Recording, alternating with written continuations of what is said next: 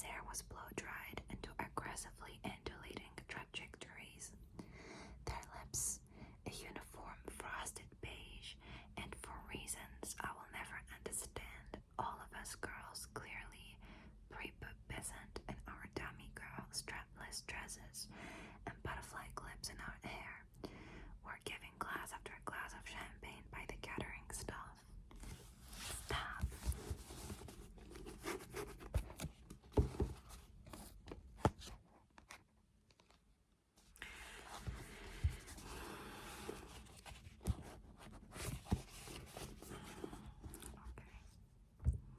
At first, it just felt like a wave of warmth flashing through my body, my blood sprinting, my epidermis humming. Then, like all the screws in all my joints had been loosened, leaving me as springy and light as just proof dough. And then came the chatting, the funny stories, the dramatic impressions of teachers, parents, the rude jokes, the best swear words. To this day, these three-step progressions still how I experience initial drunkenness. The father-daughter dance to Van Morrison's Brown-Eyed Girl was brought to an abrupt and premature finish when one of the girls slightly further along. Then the rest of us threw herself belly first onto the dance floor and wiggled manically underneath the legs of both parties like a flapping fish out of the water. I quickly followed suit before we were both removed and told off by an aggrieved uncle, but the night had only just begun.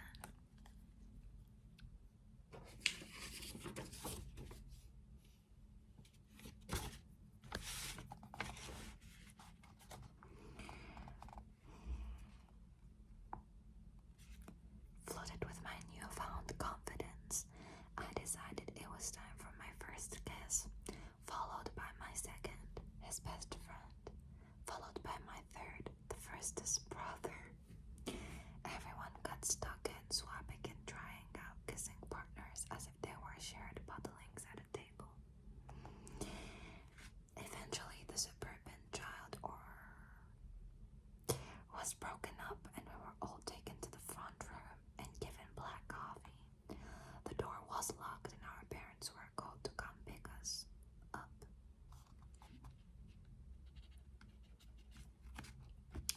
So, preceded was the bad behavior.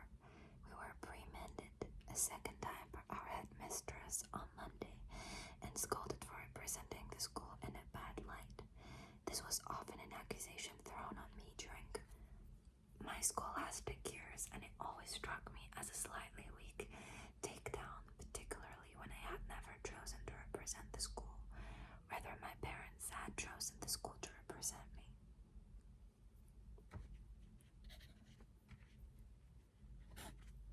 I was never the same after that night.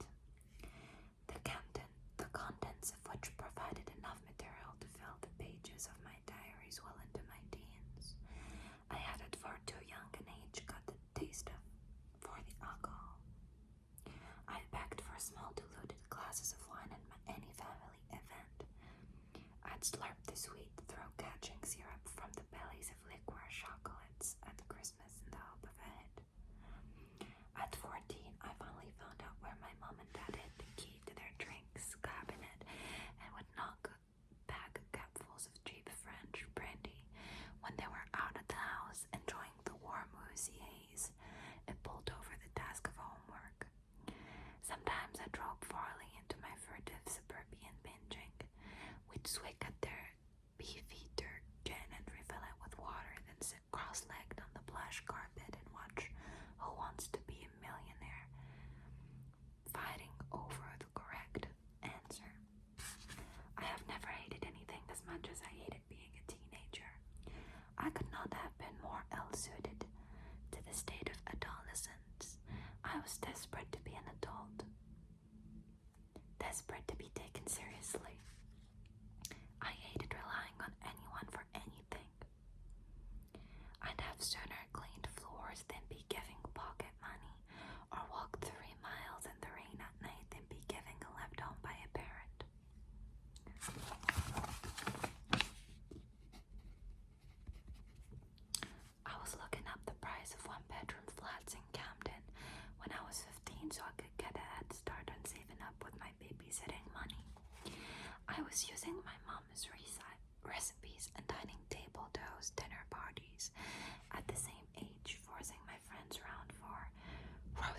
roast chicken, tagliatelle, and raspberry pavolas with a Frank Sinatra soundtrack when all they wanted to do was eat burgers and go bowling.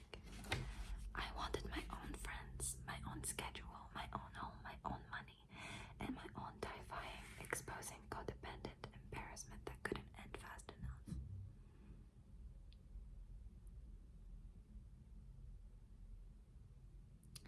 I found being a teenager one big frustrating. I basically forgot like 3 words. I usually like do that often.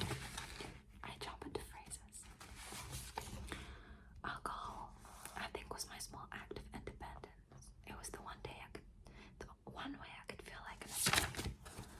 All the byproducts of drinking that my friends were hooked on, the snogging, the squealing, the secret swapping, smoking, and dancing were fun, but it was the pertinent adultness of alcohol that I loved the most. I would live out make-believe vignettes of mundane adult life.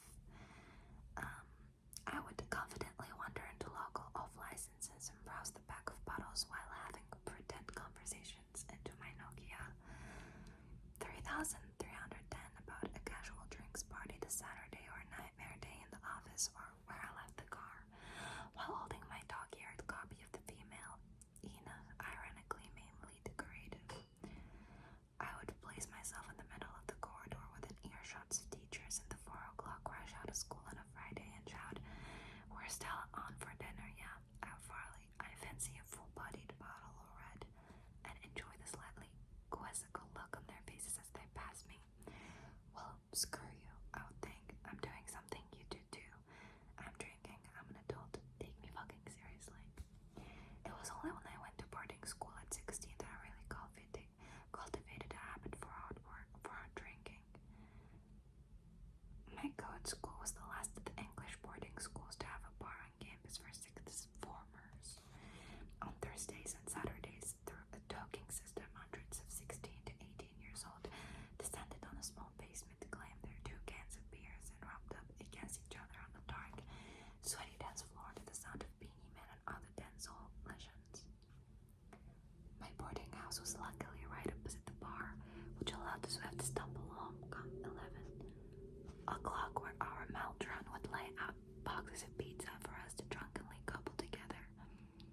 It also meant our house garden was used as a hedonistic after-hours playground, and half an hour after curfew, my house mistress would strap a pit helmet to her head and go out into the bushes foraging for semi-clothed, fumbling pupils. After sending any girl found in the garden up to bed with no pizza and sending the boy back to his house, there was always a wonderful moment when we'd overhear her calling the boy's housemaster from her study. I found her James behind my rhododendron bush with my Emily with his trousers. Okay. Well, I don't think this book is very appropriate for a YouTube video. It's like I get it, but like, yeah.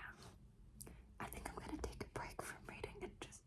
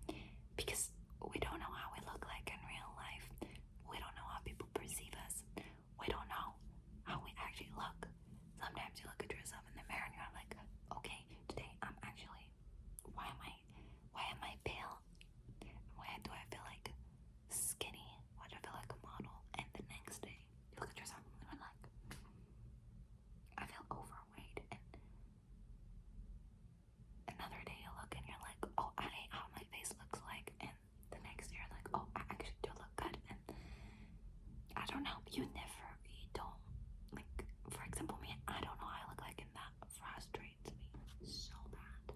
So bad. Like, yeah, I look at myself in the mirror and I know how I look like, but do I actually know how I look like? No, because I actually never perceived myself from outside my body. But yeah, that's why I could only rely on the opinions of others around me and what they do think about me and about my appearance. Well, not about me, because I really don't care what they think about me as like my personality whatsoever. I'm pretty confident about my personality, but how I look like I don't know. Like how, like I have to actually rely on what they think about me, what they think how I look like. I don't know if you guys get it, but it does make sense to me.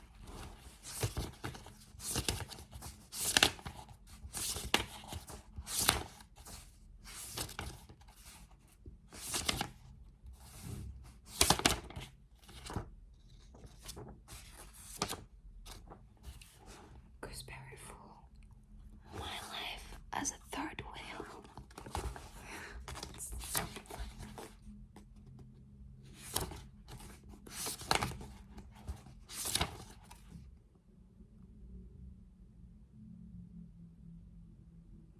This is really funny. I'm actually gonna read this because this is so funny. Things I am scared of. It's basically a list. Dying.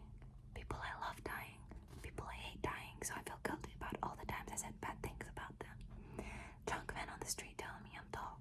Drunk men on the street telling me I'm fat. Drunk men on the street telling me I'm sexy. Drunk men on the street telling me I'm ugly. Drunk men on the street telling me to cheer up. Drunk men on the street telling me trying on stealing my hand at parties, losing jewelry, falling out of a window, accidentally killing me, parlor games, talking about the history of American politics, starting fires everywhere, not understanding the washing machine, cancer, STDs, biting down on wooden lolly sticks, plane crashes, plane food, working in an office, being asked if I believe in God, being asked if I believe in horoscopes, being asked why I believe in the above, going into an arranged overdraft, never owning a dog. I feel like I relate to